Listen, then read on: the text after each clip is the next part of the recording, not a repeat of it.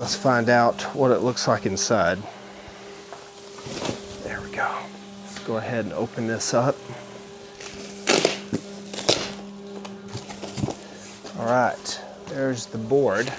All right, this is for the keel. I'm gonna unroll this or take it out because I'm gonna try to take it to the beach tomorrow or the next day and test it out and do the assembly there. Got the rudder, got the keel. Here's what the keel inserts into. This is what the rudder mounts into. You got a paddle that not only can function as a kayak paddle, but you could use it as a paddleboard paddle. Got a leash.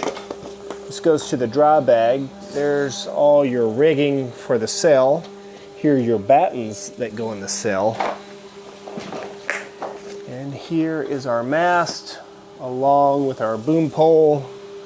And then that's what the mast will insert to in on the board. There is our pump.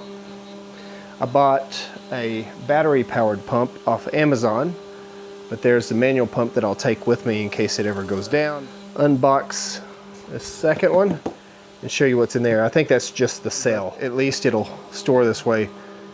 Not going to transport it that way because I don't want the sail to get damaged or any of the poles to get damaged, but that'll be good to store it here.